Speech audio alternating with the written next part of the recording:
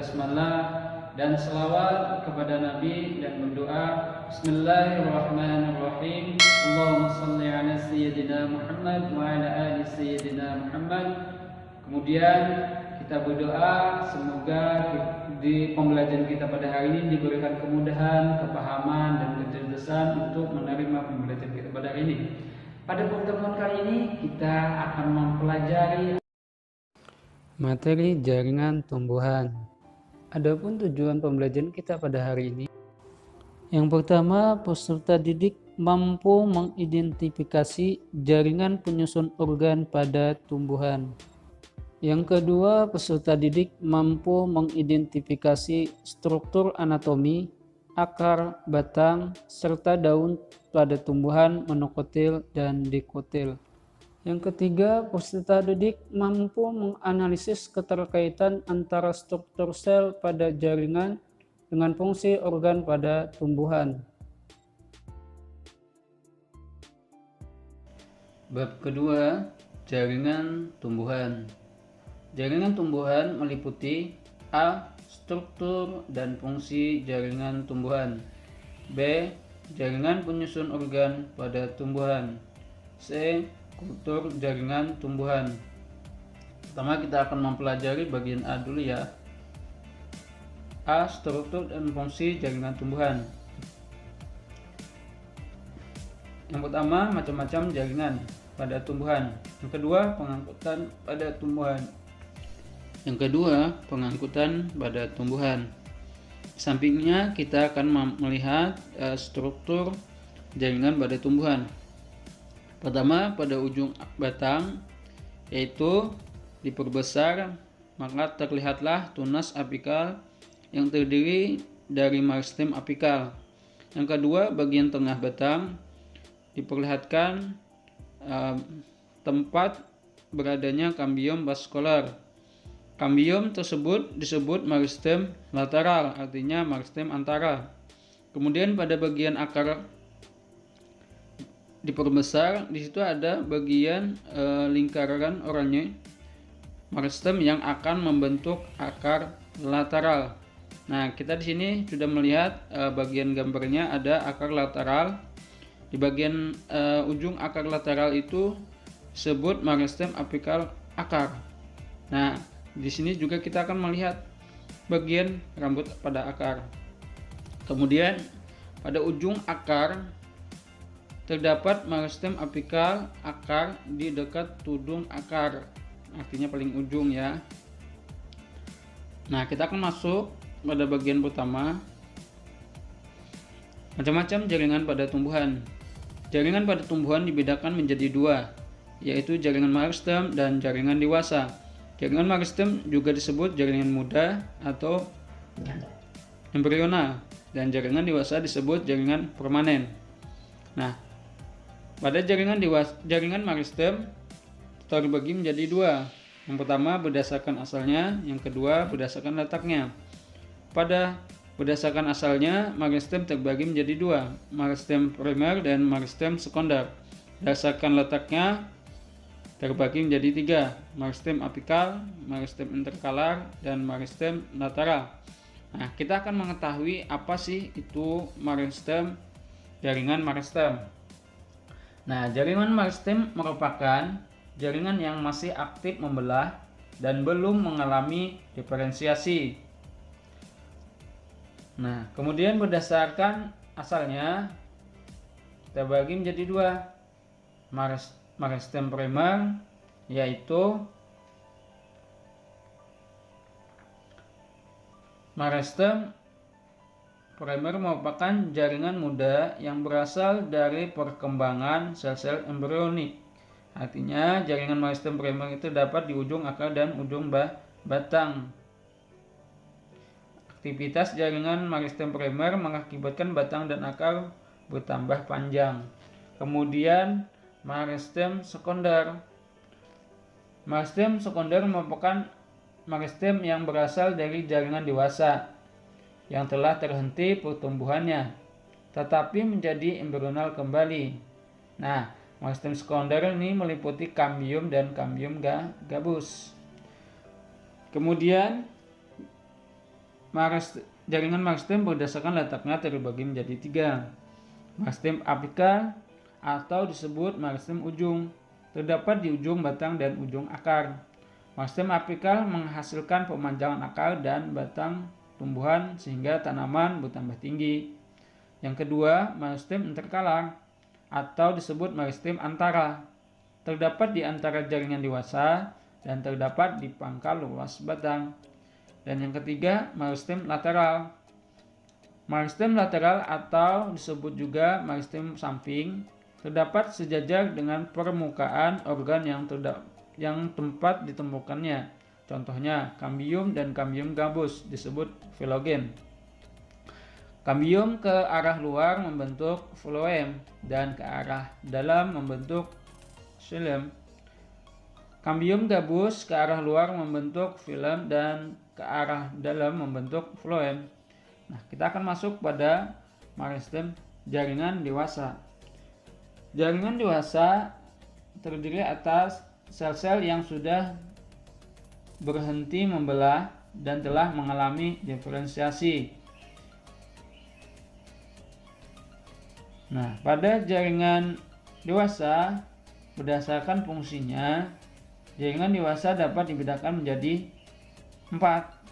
Jaringan pelindung, jaringan dasar atau juga disebut jaringan parenkim, jaringan penguat disebut mekanik, dan terakhir jaringan penguat. Jaringan pelindung pada tumbuhan berupa jaringan epidermis dan jaringan gabus. Fungsinya melindungi tumbuhan dari pengaruh luar yang merugikan. Nah, pada jaringan pelindung ini tadi kan terbagi menjadi dua, jaringan epidermis. Jaringan epidermis merupakan jaringan yang terletak paling luar dan menutupi permukaan tubuh tumbuhan. Sedangkan pada jaringan gabus, setelah batang tumbuh besar, epidermis mendesak sehingga pecah dan rusak. Akibatnya, epidermis tidak aktif lagi dan fungsinya akan digantikan oleh jaringan gabus. Jadi jaringan gabus ini adalah jaringan pengganti jaringan epidermis. Kemudian jaringan dasar atau parenkim. Parenkim juga disebut jaringan dasar karena terdapat hampir di semua bagian tumbuhan. Kemudian jaringan penguat atau mekanik terbagi menjadi 2. Jaringan kolenkim dan jaringan sklerenkim. Nah, jaringan penguat pada tumbuhan digunakan untuk memperkokoh tumbuh-tumbuhan. Yang pertama, jaringan kolenkim. Jaringan kolenkim ini memiliki ciri sebagai berikut. Salah satunya tersusun atas sel hidup. Dinding selnya tidak mengandung lignin, tetapi mengandung selulosa. Jaringan sklerenkim merupakan penguat utama organ-organ tumbuhan yang masih aktif mengadakan pertumbuhan dan perkembangan. Yang kedua, jaringan sklerenkim memiliki ciri-ciri sebagai berikut. Terdiri atas sel-sel mati dengan dinding sel tebal. Hanya terdapat pada organ tumbuhan yang tidak lagi mengadakan pertumbuhan dan perkembangan. Jaringan sklerenkim merupakan jaringan penguat dengan dinding sekunder yang tebal dan terdiri atas lignin. Jadi kebalikan dari jaringan kolenkim ya. Kemudian jaringan penguat.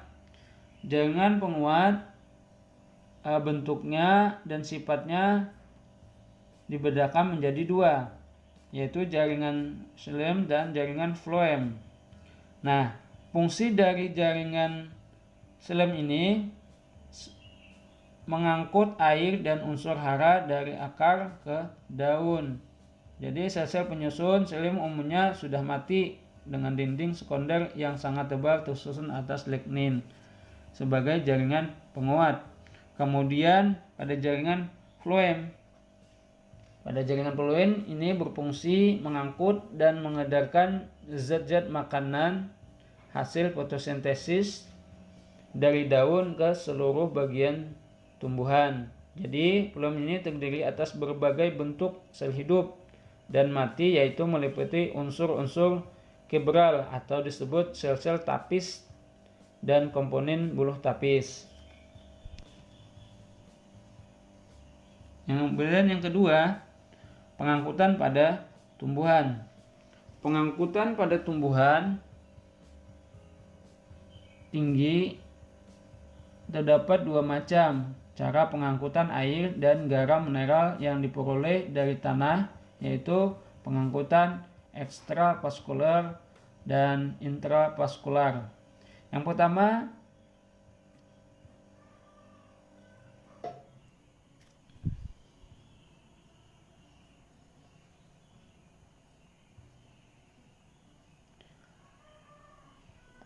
proses pengangkutan ekstravaskular terbagi menjadi dua, melalui transportasi simplas dan apoplas.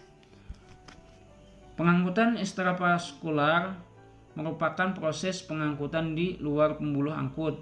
Proses transportasi tersebut dapat terjadi melalui dua cara, yaitu simplas dan apoplas.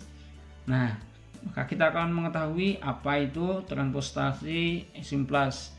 Merupakan pengangkutan air beserta zat terlarut dari sel-sel ke sel melalui sitoplasma. Nah, transportasi simplas dimulai dari sel-sel rambut, akar sel-sel, parenkim, korteks, endodermis, fascicle, selender pusat, dan akhirnya ke xilem. Pada sistem simplas, perpindahan air tanah terjadi secara osmosis dan transport aktif melalui plasmodesmata. Bisa kita lihat di gambarnya. Kemudian, transportasi apoplas merupakan pengangkutan air dan zat terlarut di dalamnya melalui ruang antar sel. Jadi, air dari tanah diserap akar melalui proses difusi dan transfer pasif. Selanjutnya, air akan melewati ruang-ruang antar sel. Namun, transportasi apoplas tidak dapat melewati endodermis karena terhalang pita Kasparin. Jadi, air yang menuju endodermis ditransport secara simplas melalui peresap. Kemudian yang kedua, proses pengangkutan intravaskular. Pengangkutan intravaskular adalah proses pengangkutan zat melalui berkas pembuluh xilem atau pembuluh tapis floem. Proses pengangkutan secara intravaskular pada pembuluh xilem sebagai berikut. Xilem akar akan menuju xilem batang, dan xilem batang pengangkutannya akan menuju xilem tangkai daun, kemudian menuju xilem tulang daun, dan terakhir akan menuju mesofel.